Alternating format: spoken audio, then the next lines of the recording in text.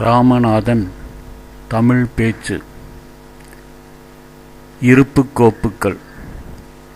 ஒரு அலுவலக ஆணையில் பராமரிக்கப்பட வேண்டிய அலுவலக ஆணைகளின் விவரம் மற்றும் இருக்கை விவரம் குறிப்பிட்டு வெளியிடப்படல் வேண்டும்.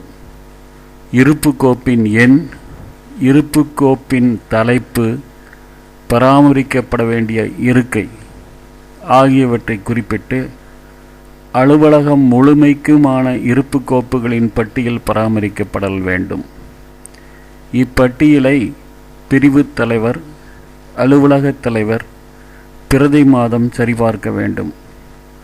நடைமுறையில் இதனை பராமரிப்பது ஒரு பிரிவு இருக்கைக்கு வழங்கி தன் பதிவேடுகள் முதலான பிற பதிவேடுகள் சரிபார்க்கையில் இதனையும் சரிபார்த்து வர வேண்டும். இதன் நகல் ஒன்று பிரிவு தலைவர், அலுவலக தலைவர் ஆகியோரின் பார்வைக்கு இருந்தால் அவ்விருப்பு கோப்பின் தலைப்பு சம்பந்தப்பட்ட தபால்கள், ஆணைகள் வரப்பெற்றால் சம்பந்தப்பட்ட இருப்பு கோப்பு பேணப்படும் வரிசை எண் மற்றும் இருக்கை விபரம் குறிப்பிட்டு பகிர்மானம் செய்திட வசதியாக இருக்கும். அலுவலக ஆய்வின் போது இப்பட்டியல் முறையாக பராமரிக்கப்பட்டு வருகிறதா என சரிபார்க்க வேண்டும்.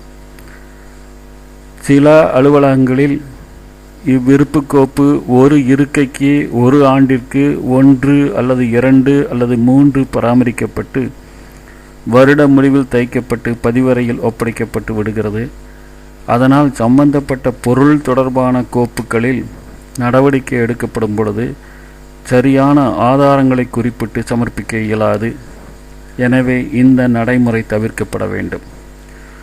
ஒரு ஆணைக்கு தொடர்புடைய ஆணைகள் பெறப்படுகையில் சம்பந்தப்பட்ட இருப்பு கோப்பில் அவ்வாணை வைக்கப்பட்டு ரெஃபரன்ஸ் பார்வைக்கு எதிராக முந்தைய ஆணையின் பக்கம் எண் குறிப்பிடப்படல் வேண்டும்.